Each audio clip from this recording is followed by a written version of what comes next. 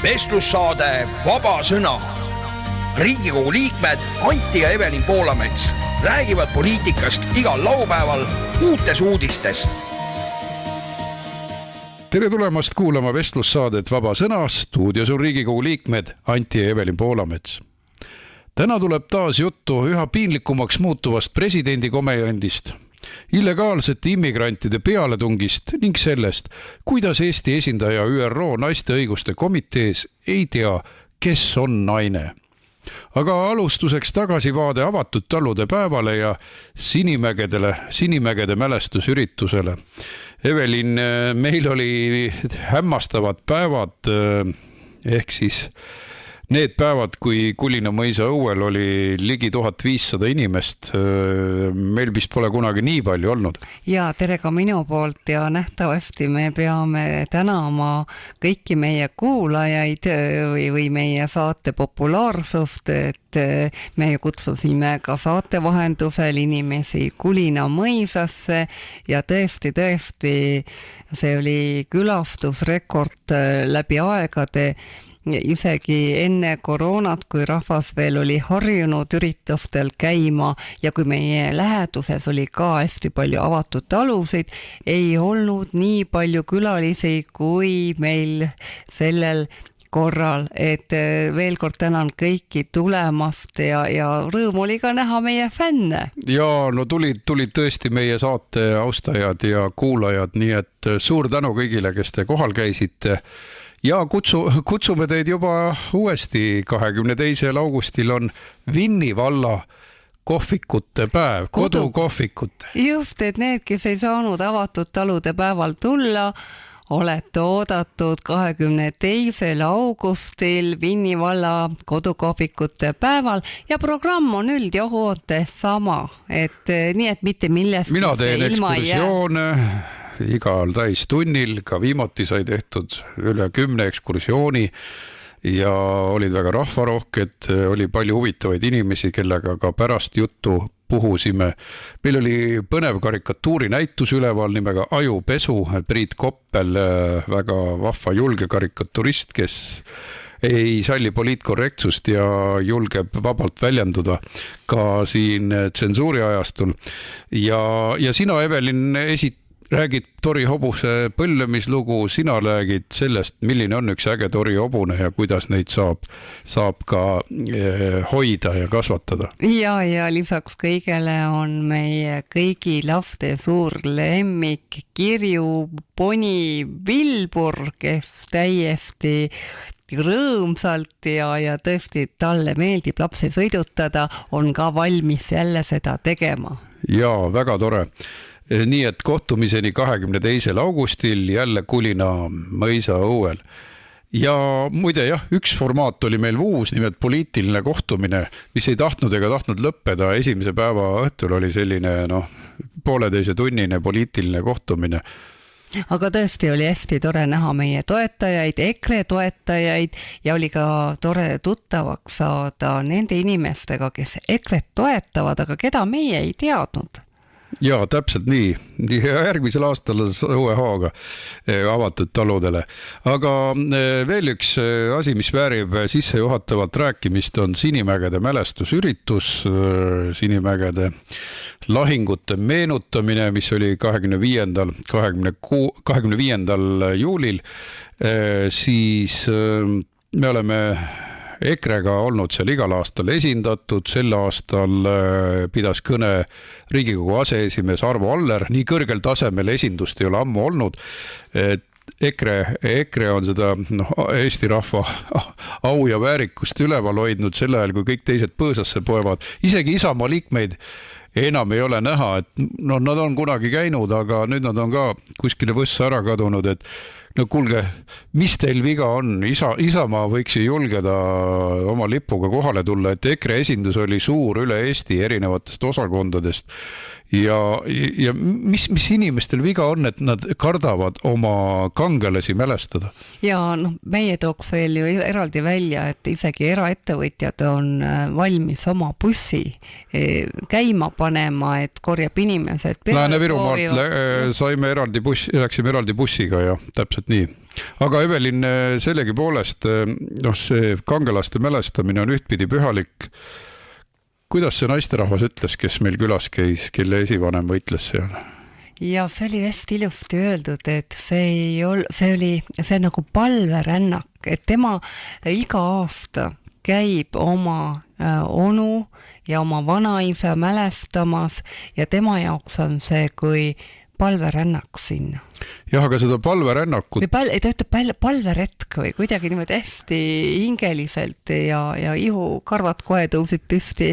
Aga häda on selles, et seda palverännakut ei austa kõik sugugi mitte ja mis on kurb on see, et mitte ainult Georgi lindikesed ei ole seda aastaid seganud, vaid nüüd on mitmeid aastaid seganud seda ka Eesti politsei, et mina võin ise omast kogemusest öelda, et käisin siis aasta tagasi, kui see oli 2024, kui nad Paul Maitla tütard ahistasid. Ja kusjuures tekkis suur segadus, sest hakati hümni laulma, inimesed olid juba pühalikus meeleolus, äkki hakkas mingi sagimine pihta, keegi midagi aru ei saanud õieti, politsei trügib esimestesse ridadesse, hakkab dokumente nõudma kõige tähtsamalt tegelaselt, Sinimägede kangelase Paul Maitla tütrelt, ja hakkab mingi jant pihta, rikuti see sama pühaliku ürituse algus ära ja mingid venekeelsed politseinikud õiendasid taga, püüdsid teda politseiautosse viia, siis inimesed sekkusid. Muide, alguses, sa mõtled selle peale, et see ei ole normaalne, et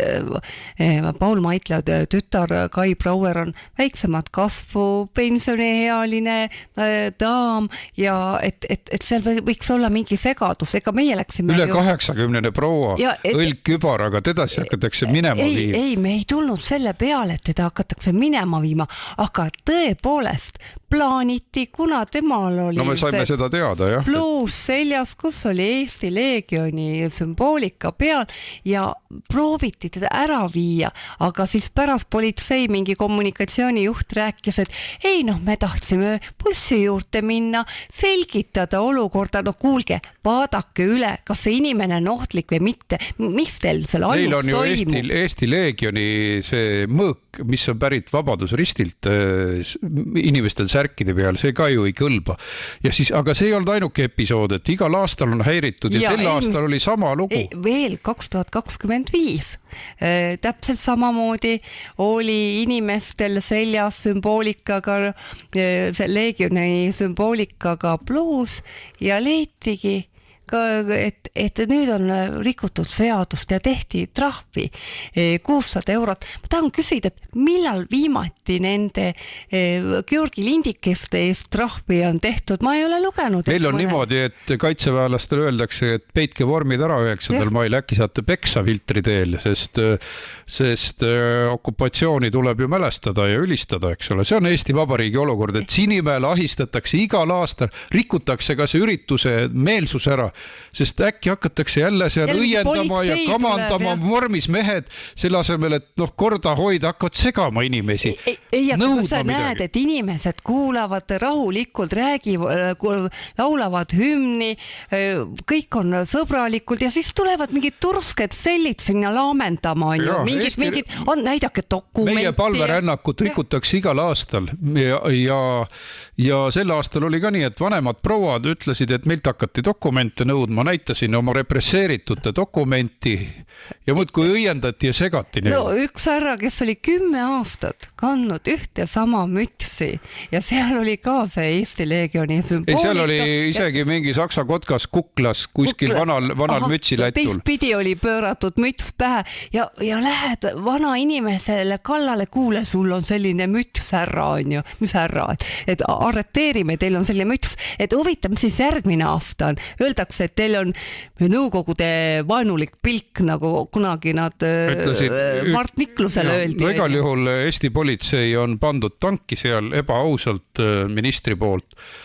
Kusjuures minister kunagi ei tea, tema oli puu otsas, üks inimene kirjutas talle, et mis teil jälle toimus, tema jälle midagi ei teadnud, et igal aastal peame küsima Riigikogu infotunnis, et mis teil toimub seal. Aga kuule, mida oodata ministrilt, kes kirjutab oma Facebooki lehel nii, et EKRE püüab end Eestist distantseerida 24. veebruaril tõrvikutega Eesti riigist, jah. Eesti riigist, jah. Samalaadsed tegelased Ungarist pidid pärast valimiskaotust pagema Moskvasse või Hiina palgale. Kuule, Igor Taro, kas sul peale valimisi, kuhu sina lähed, Moskvasse või Hiina palgale? Tema ongi Moskvas õppinud mehikene ja tema peab ustavust Eestile riigi vastaseks. Ainukene õige asi on homoparaadil lällamine, kui tema parteikaaslased seal marsivad. Jah, see on riigimeelsus tema meelest. Kui sa 24. veebruaril tähistad Eesti Vabariigi sünnipäeva, siis see on riigi vastasus. Jah, vabandust, Evelin, tänasel päeval on Eestis kõik pahupidi, aga minu meelest parim protest on see, head inimesed, kui me hoiame oma vabadusvõitluse au ja väärikust, oma esivanemate au ja väärikust ja me lihtsalt tulemegi suurel hulgal Sinimäele kogu oma suguvõsaga oma langenuid mäletama, võtke noored kaasa, võtke lapsed kaasa ja tuleme sinna mitme tuhande kaupa ja sama kehtib ka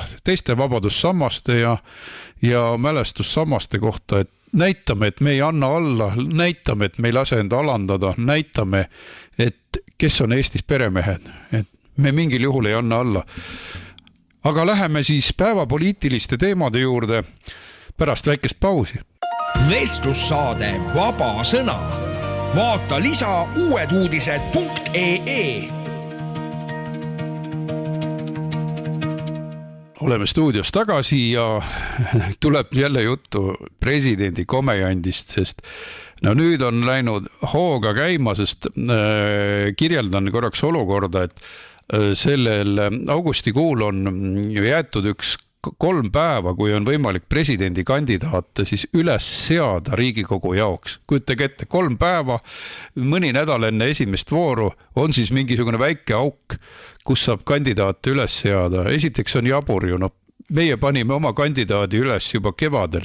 Juba meie volikogu ja kongress otsustas seda kevadel. Ja kampaania ka käib ja meil on ju kõik teada, kellega tegu, isegi igasugused, ma ei tea, mingid, kuidas öeldakse, et luukered on ka välja otsitud, sest võtame sellise kandidaat härra Laul, klaverivabriku, ma ei tea, omanik, et tema luukeresid hakati kohe välja tarima, kui ta ütles, et tema tahaks ka ju presidendiks ka saada. Ja, aga see protseduur, läheme ikkagi protseduuri juurde, et sellel ei ole nagu saba ega sarvi, et mis siis toimub. Esiteks, igaüks ütleb, ma olen Raja Teele, pakun ennast ise, keegi Hannes Hanso, sotsialist, kes ei tee vahet, mitu sugu on, aga keegi on teda edutanud USA suursaadikuks. Ma ütlen, et esiteks selline inimene ei sobi USA suursaadikuks, kes ei tea, mitu sugu on.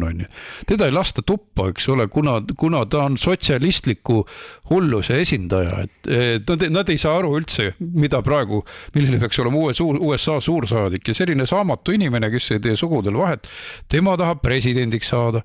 Ja üldse tundub, et need kandidaadid tulevad sellise jutuga, et teate, ma olen apoliitiline, ma alles otsin seda maailmavaadet ja...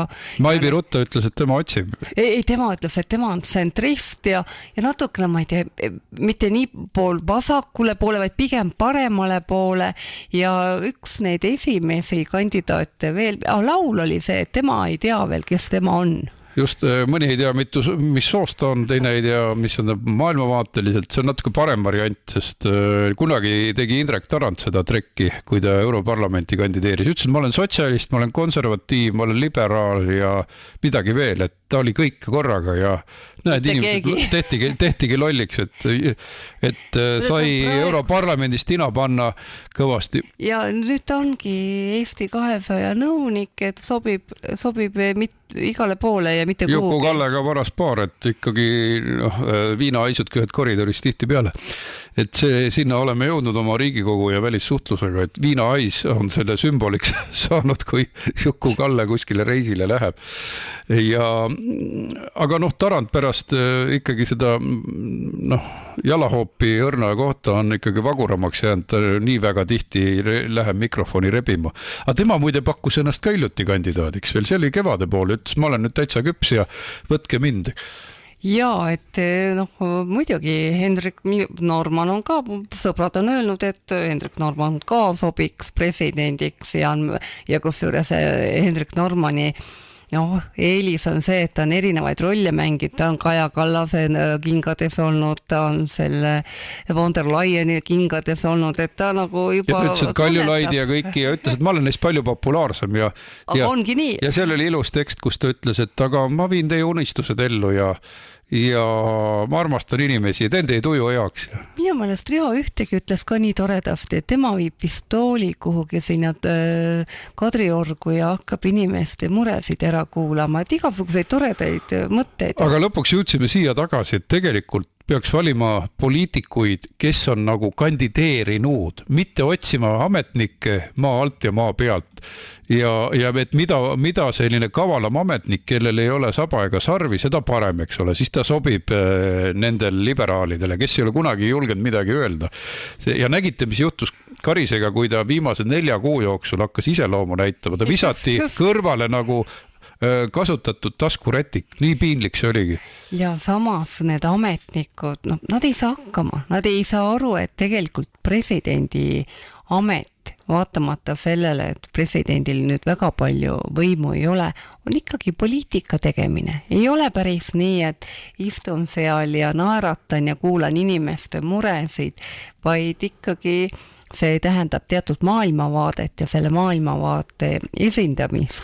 Ja nüüd me jõuame ju sügisel jälle samasse seisu, siis septembris, siis kui peaks juhtuma, et valimiskogu valib, mis on palju parem variant kui see ainuke Riigikogu tagatuba, siis toimub lehmakauplemine seal juba suuremas kogus, kus on üle 100 siis volikogu liikme ja 101 Riigikogu liiget. Nii, aga kui nüüd rääkida, kuidas selle presidendi valimise protseduur siis välja näeb, esiteks on vaja 21 Riigikogu liikme allkirja, kes üldse saavad siis presidendi kandidaadi esitada.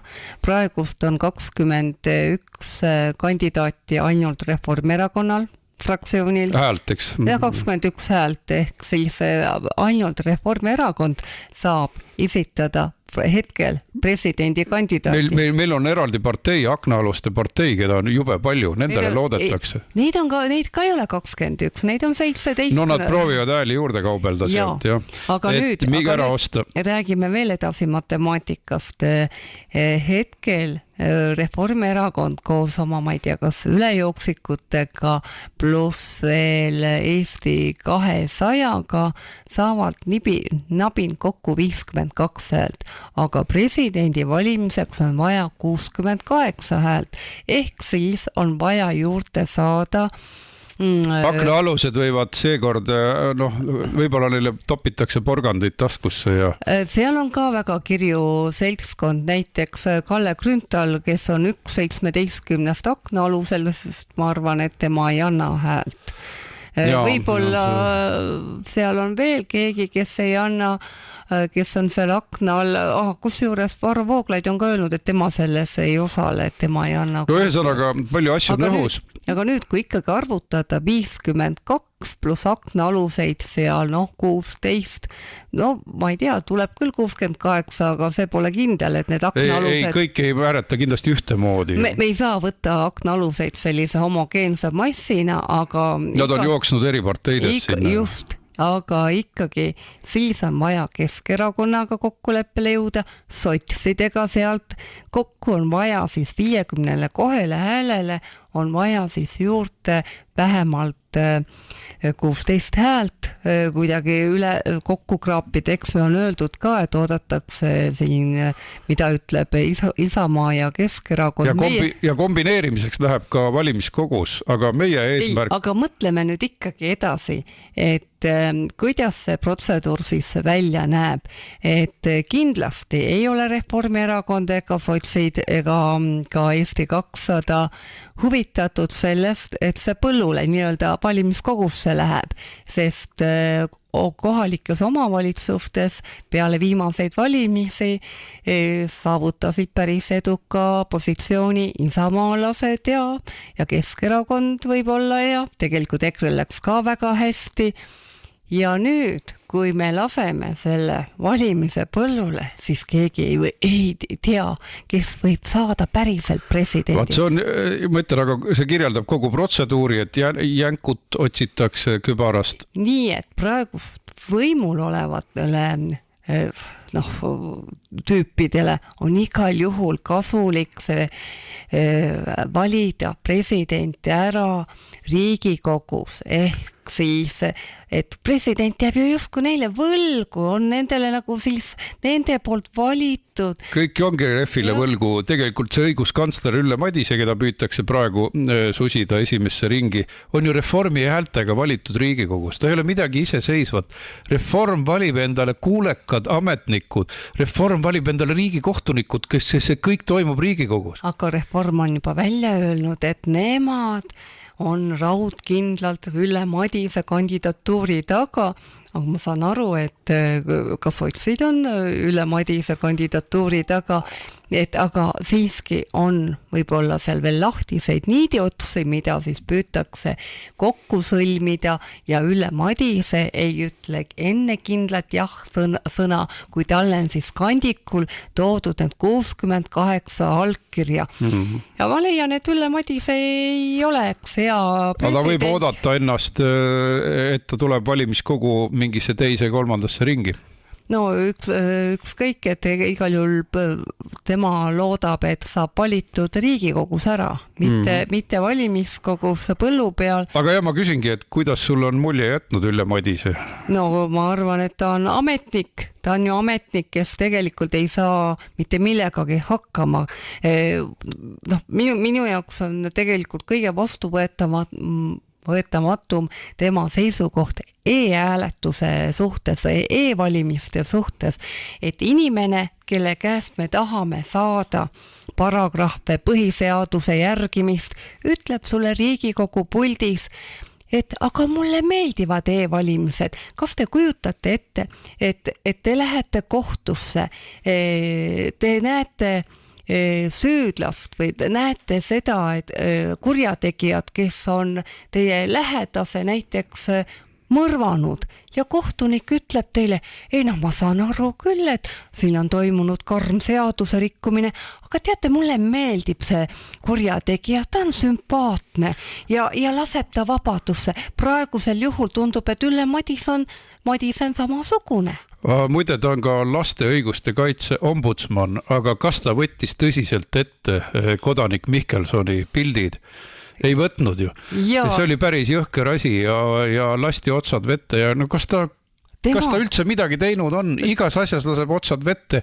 Covidi ajal lasi kõik otsad vette, las olla, homoabielud, las olla. Ta isegi ei saatnud Riigikohtusse, seda ei vaidlustanud.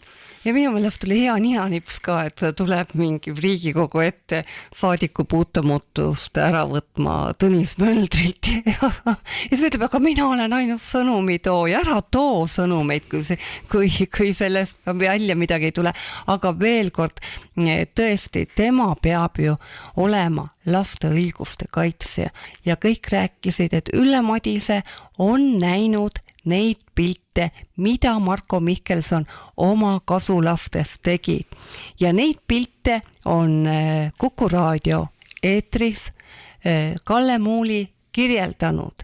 Ja üks selline kirjeldus oli see, et kooliealine, mitte beebi, kooliealine laps oli jäädustatud või tähendab kooliealisest lapsest olid ainult fotole suguelundid jäädustatud ja see on jäle.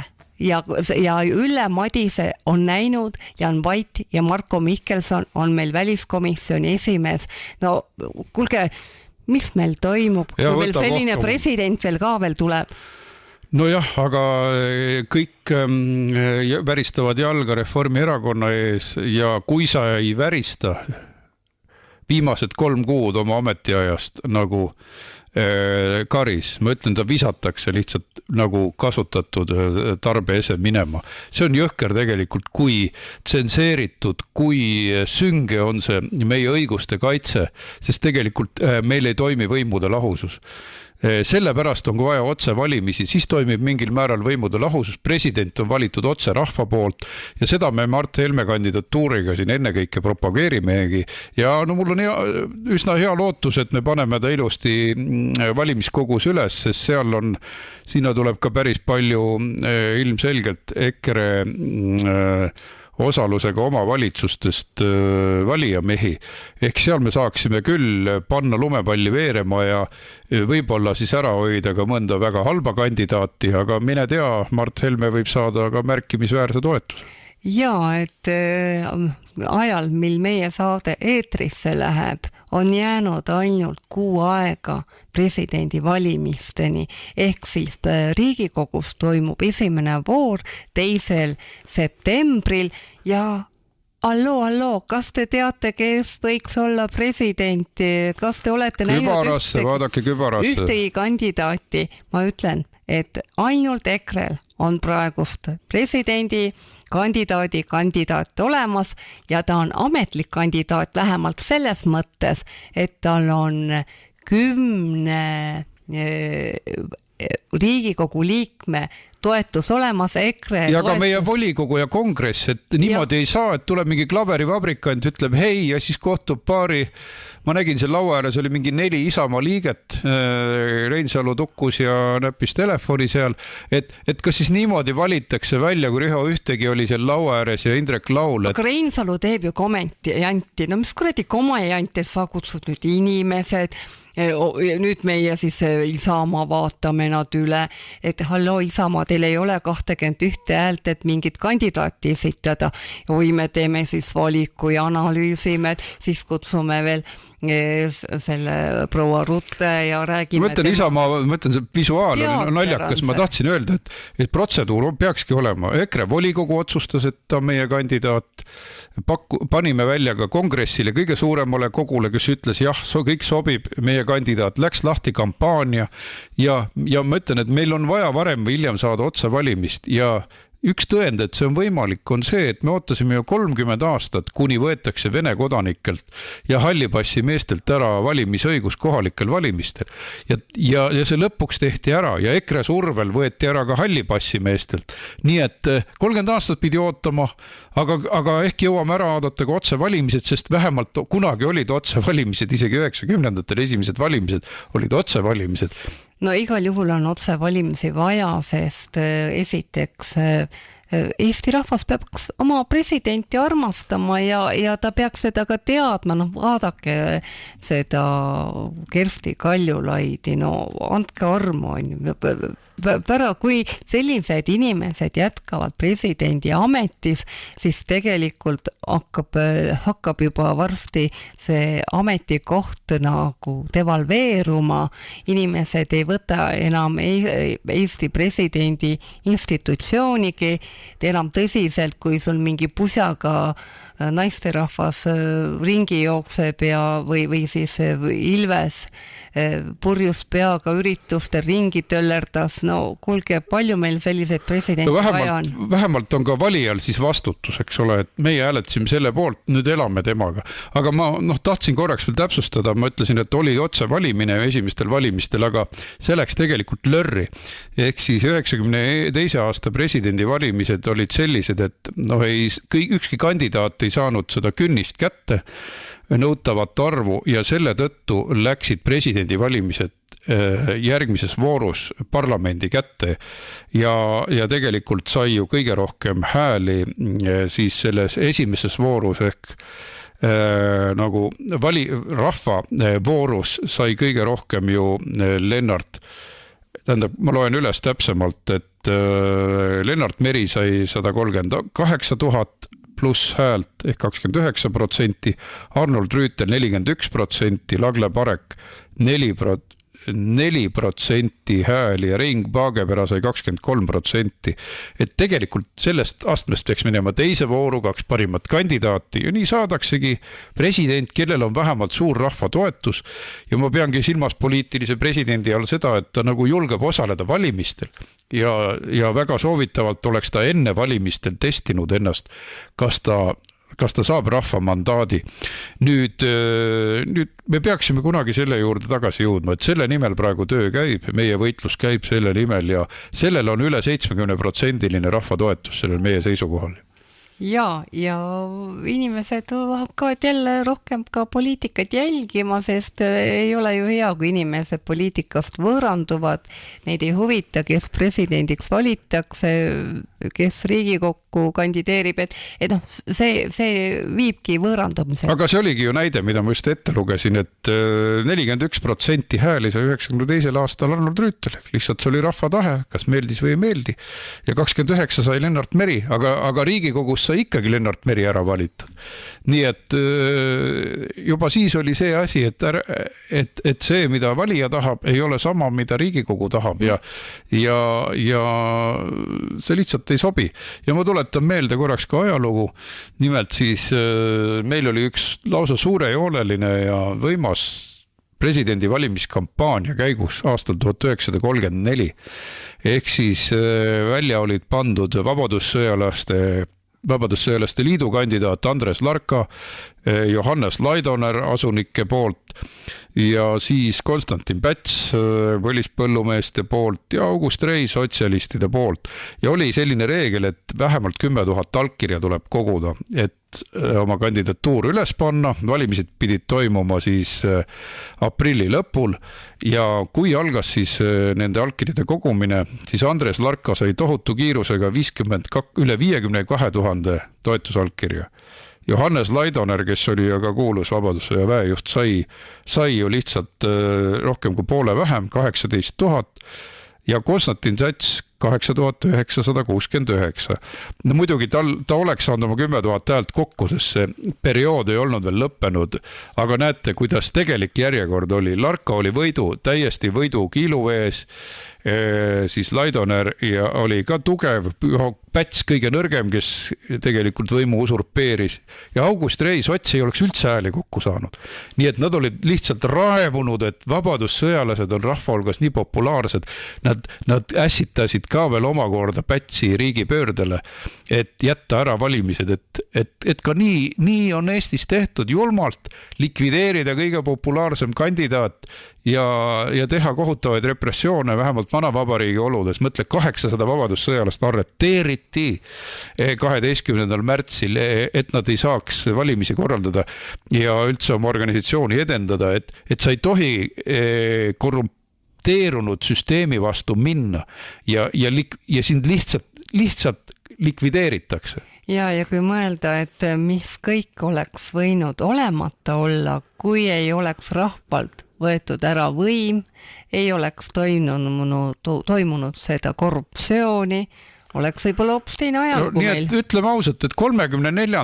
aastast saadik ei ole Eestis saanud, taheti valida presidenti. Rahvas valis ülekaalukalt sellise põhiseaduse, et president oleks otse valitav ja ei lubata siiamaani, õiendatakse ja jämatakse, otsitakse kübaratest maa alt ja maa pealt mingid suvalisi ametnikke, Indrek Laule, kes ei tea, kes nad on õieti poliitiliselt, et see jama kestab juba varsti 100 aastat, et äkki aitab, äkki me ei karda Eesti rahvast, äkki me anname talle hääle tagasi.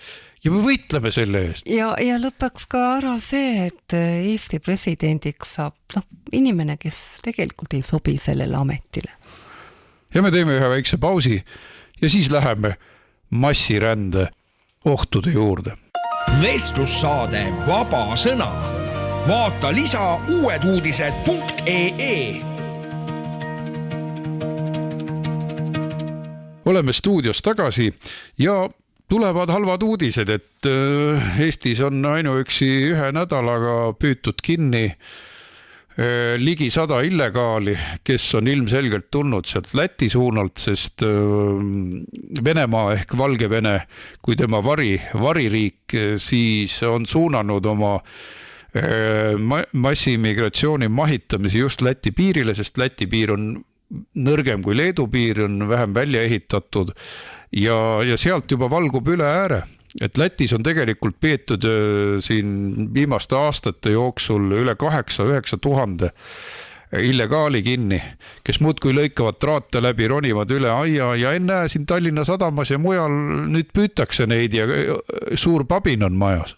Ja, et saime ka värsket uudist lugeda, et Tallinnas Nõmme linnaosas toimus siis neljapäeval suur politseioperatsioon siis rändajate ma ei tea, mis sisserändajad, illegaalsete immigrantide tapamiseks ja politsei siis pidas esialgu 12 migranti kinni ja kuna meil on ju nii toredad seadused nüüd vastu võetud Euroopa Liidu direktiividest lähtuvalt, et ega sa ei tohi ju seda migranti kuhugi saata, hakkad menetlema, maksad tema kohtukulud, tema arstiabi, ülalpidamise ja püüad siis välja selgitada, kust ta tuleb, miks ta tuleb, kauaks tuleb, aga need migrandid ju ütlesid, et ega nad siia Eestisse jääda ei taha, et nemad tahavad Soome jääda.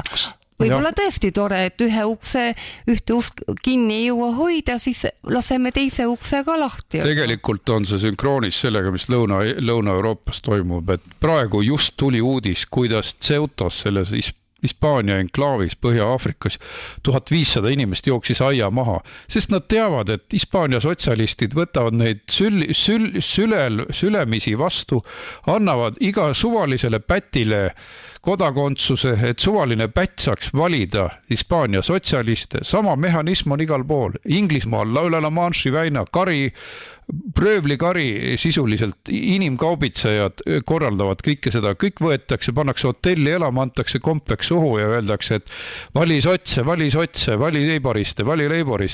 Inglastel lihtsalt pea plahvatab, et kuidas on võimalik nende riik päise päeva ajal üle võtta.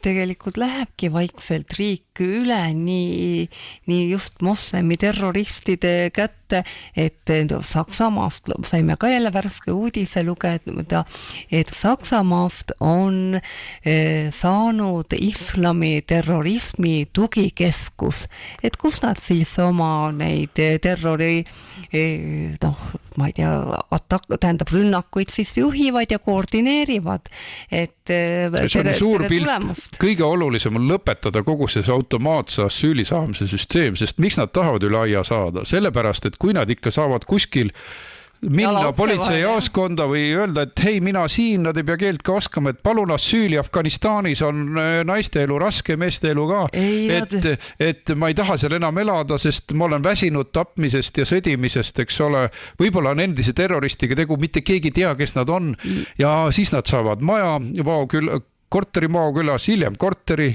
hiljem antakse veel naine ka kauba peale siis, et nii nagu ühes kuulsas Eesti filmis. Võib ju öelda, et teate, et ma olen transnaine, kui islami kultuur ei tunnista, mul elu on ohus, ma tahan koos boyfriendidega tulla Euroopasse. Trans muidugi, sest me ju sõdisime selle hullu Istanbuli konventsiooni vastu, kus põhirõhk oli, ma ei tea, kvääridel, transsidel ja soosegadusel.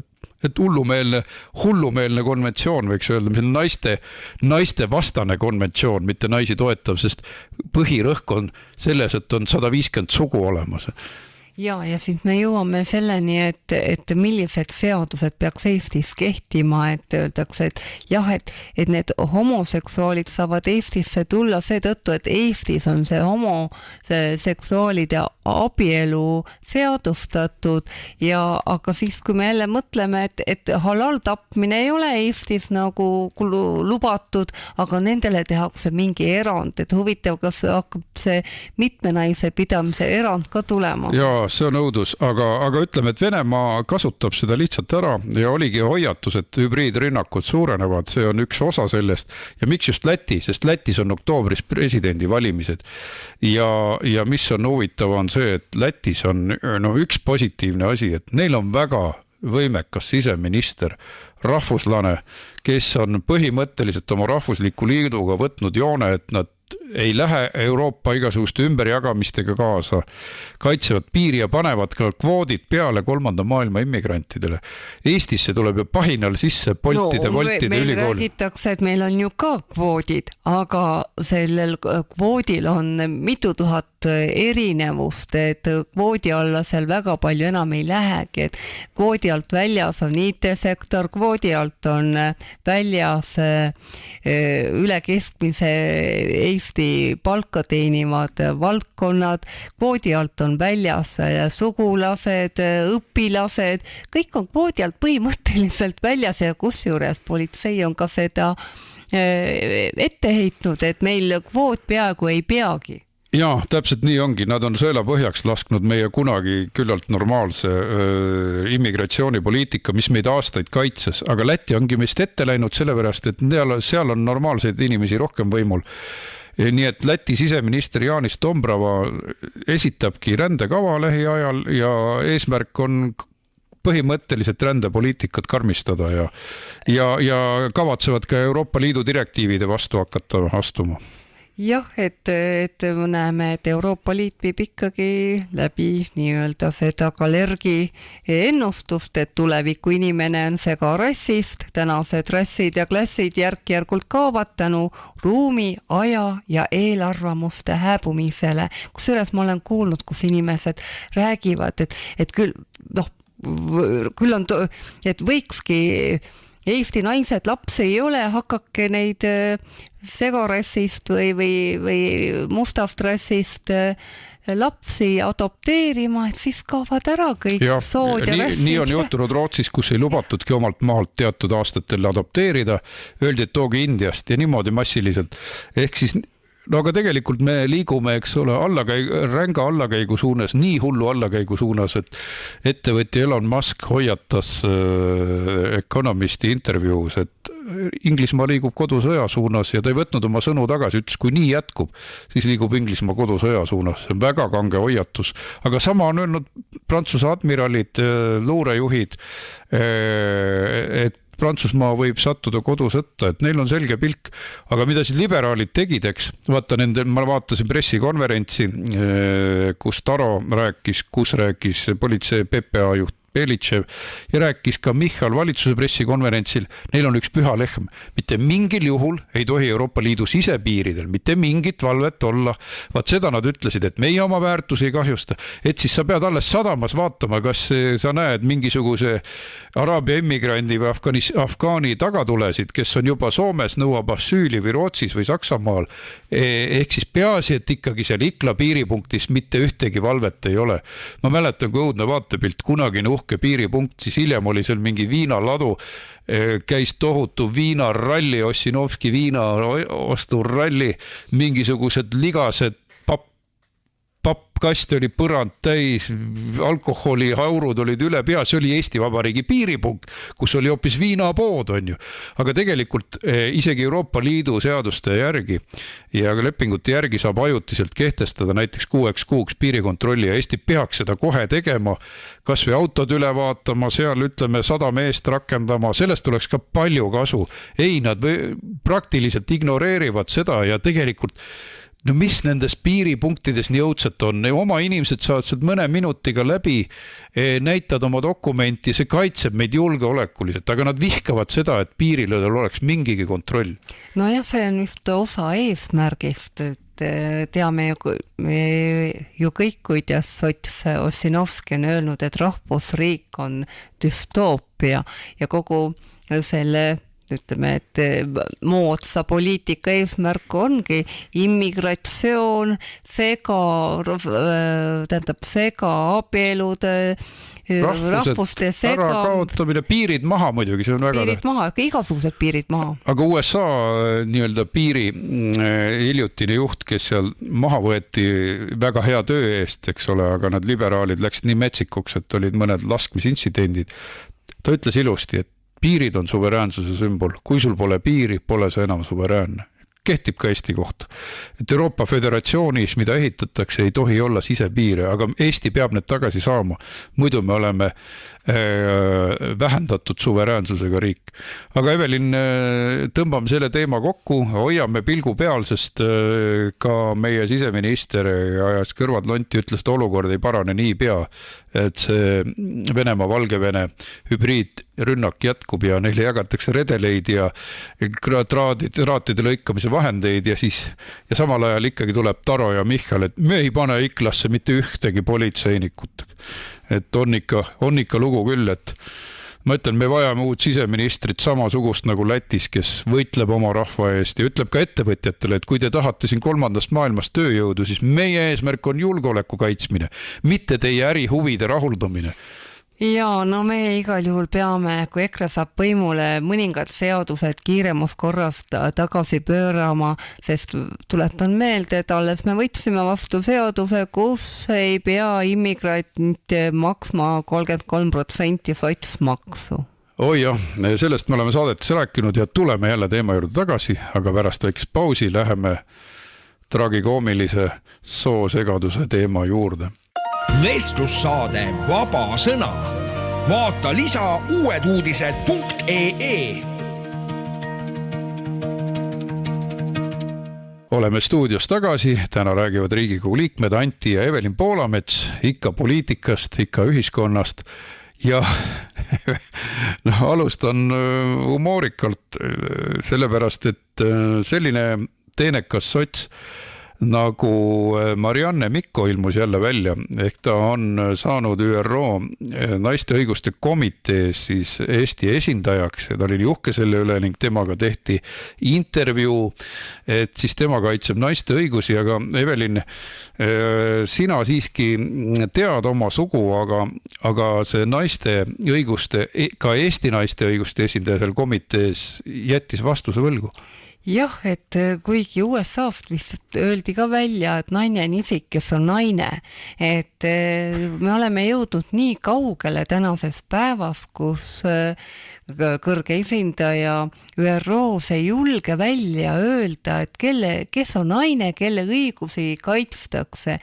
Tuletan meelde Istanbuli konventsiooni vaidlust, et seal ka kõik vähegi endast lugupidavad ühiskonna arvamusliidrid leidsid, et küll see EKRE on paha, et näed, et ei taha seda Istanbuli konventsiooni, et see ju kaitseb naiste õigusi vägivalla vastu ja siis aga konventsiooni teine artikkel juba segistab, et enam ei saagi aru, kes on naine, sugu on sotsiaalne konstruktsioon, et iga inimene genderid on seal mitte ainult transsoolised on need ühesõnaga vähem esindatud või kuidas vähem esindatud sugu ehk sugusid on palju, tuli konventsioonist välja, mitte 2. Seal tuli ja siis igal pool töökohtadel ja mujal peab kaitsma neid olematuid sugusid. Ja seal tuli veel välja ka see, et on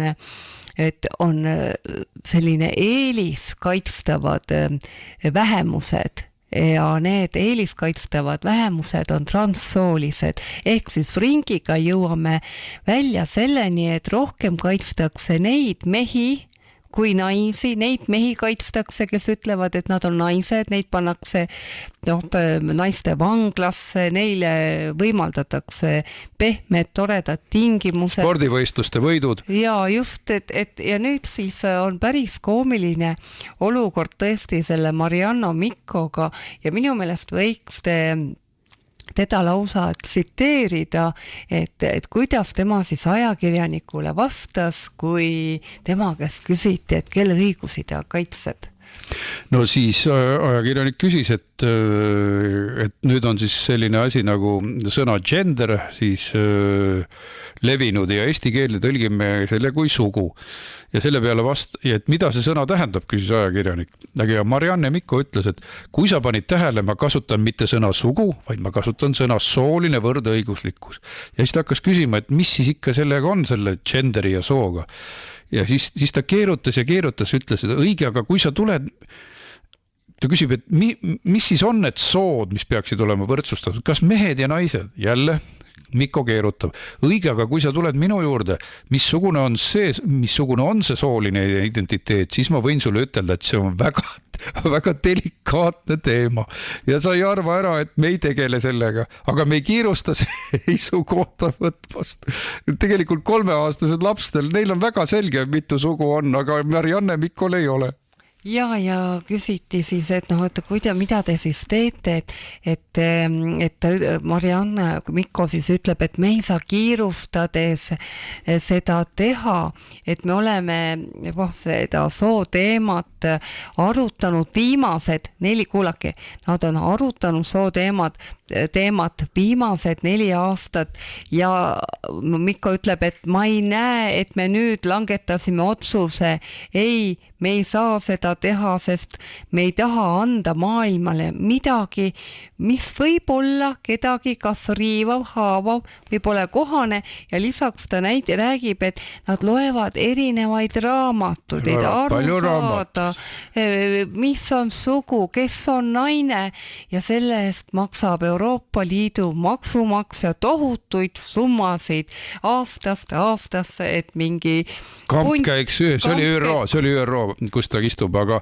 Euroopa Liit maksab gigantseid summasid tõepoolest selle vaimuhaiguse eest, vaimuhaige jutu eest, et sugusid on rohkem, et sellepärast ma ütlen ka, et kunagi räägitakse sellest kui perioodist, kus Eesti rahvas kaotas oma au, sest ei olnud mehi, kes kaitseksid oma laste õigusi koolides, kus ei pestaks ajusid 20 soo õpetusega, ei alandataks lapsi, sest mehed olid kadunud, oma laste eestkostjad olid kadunud ja emad olid kadunud, nad ei võidelnud. Kas siis tõesti ainult EKRE peab üksi võitlema selle eest, et meie laste ajusid ei pesta koolis? Kas see on siis Eesti rahvast kõik, mis on järgi jäänud? Ma loodan, et meid oleks 60-80% tervemõistuslikke. Ja, aga nüüd tuletame meelde ka, kus kogu see hullus alguse sai, et see sai USA-st, et kohe esimesel ametipäeval Joe Biden 2021. aastal allkirjastas siis korralduse soo ja seksuaalse orientatsiooni põhise diskrimineerimise ennetamine ja vastane võitluse käsk ja siis tuli kohe ka memorandum lesbide, geide, biseksuaalide, transsoolide, sooliste, kvääride ja interseksuaalsete isikute inimõiguste edendamine üle maailma. Saite aru, igasugused seksuaalid, kväärid, aga ei sõnagi mehest ega ma korraks jõuan presidendi juurde, Evelin. Presidendile peaks esimese küsimuse küsimus, mitu sugu on? Jah, see on hea küsimus. Muide, mulle tuleb meelde, et Malle Pärn küsis sama küsimus Tartu linnavolikogu värskelt ametnikult, kes oli... Volikogu liige ikkagi äkki oli. See oli sotside üks teoloog. Ei, ta oli bioloog. Ta oli nii bioloog kui teoloog. Just, ta oli nii bioloog kui teoloog ja kusjuures Malle Pärn ei saanud vastust, hakkas mingit udu ajama. Malle Pärn uuesti küsib, kuulge, palun. Sotside esindaja oli see. Ma palun, sotside esindaja. Malle Pärn küsib uuesti, et palun öelge, mitu sugu on jälle juras seal ja lõpuks ta ütles, ma ei tea. Ma ei tea, sotsid ei tea, mitu sugu on. Inimesed valivad sotse, nad ei tea, mitu sugu on. Ikka on Eestis inimesi, kes valivad neid, kes ei tea, mitu sugu on. Kui hulluks, kui lolliks saab veel minna. Või saabki ainult saabki sotsiks minna. Hea uudis, Evelin, on see, et tegelikult USA-sse tuli, nagu sa ütlesid, et Bideni ajal anti välja lausa käskiri, et USA föderaalametid ja välispoliitika peab hakkama peale suruma kvääride ja transide õiguste ajamist ja ahistas liikmesriike, aga nad leidsid Eestist kõige orjalikumad inimesed, kes siis seda kõike ellu viisid. Aga siis, ja see oli ka muidugi üks põhjus, miks EKRE valitsus kukutati, sest pidi viima ellu kogu seda Bideni programmi.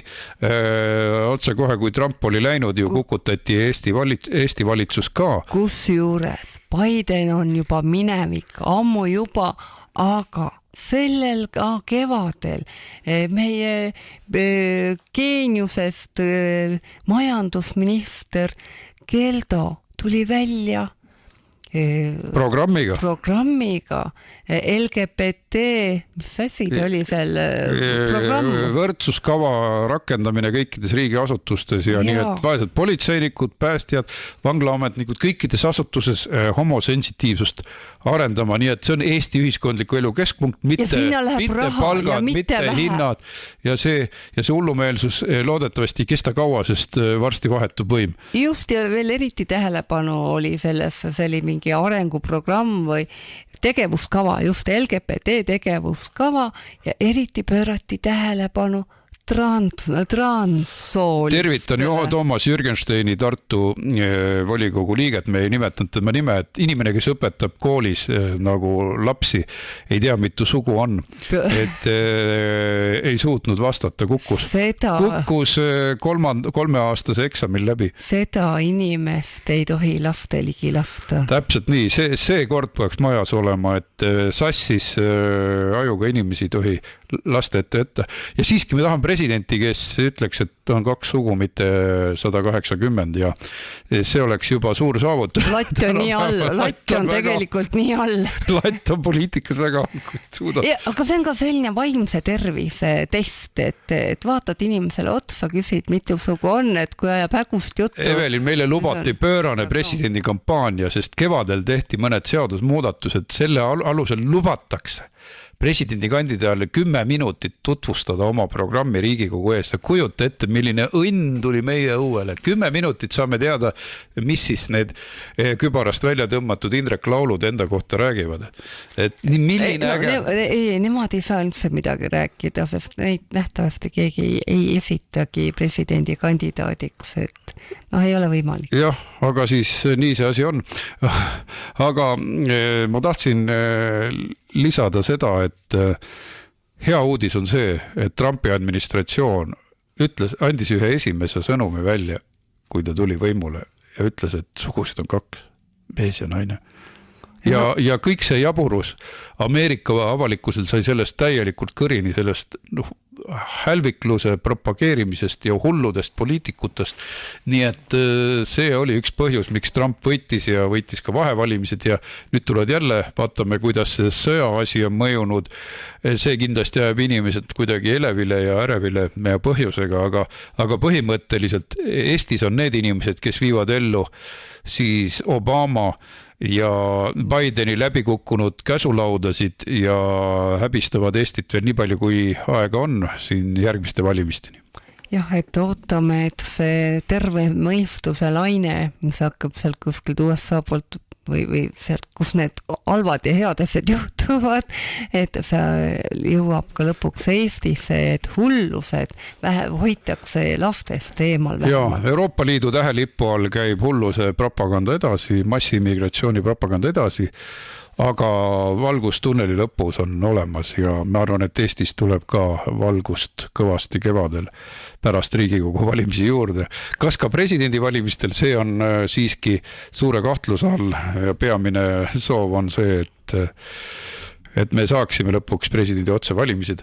Aga aitäh, Evelin, selle arutelu eest. Me jätkame järgmistel nädalatel, sest see presidendi komejant võtab tuure üles. Meil on kindlasti võib-olla 10 uut nime, kes on leitud erinevatest kohtadest. Võib-olla isegi Seenemetsast on keegi tuvastatud. Ja, et see on juba haaramas või võtmas uue Eesti rahvusliku spordi mõõtme, et keda presidendiks esitavad, et sõpruskonnad esitavad oma lemmikuid presidendiks, nii et aga senikaua andke aadressil rahvatahe.ee oma allkiri presidendi otsevalimiste toetuseks, kui teile tundub, et asjad on liimist lahti selle valimiskorraldusega. Et olete oodatud oma sõna sekka, ütleme oma allkirjaga. Ja aitäh kuulamast ja nautige ikka suve ka nii kaua, kui seda on meil. Vestlussaade Vaba sõna. Riigikogu liikmed Antti ja Evelin Poolamets räägivad poliitikast igal laupäeval uutes uudistes.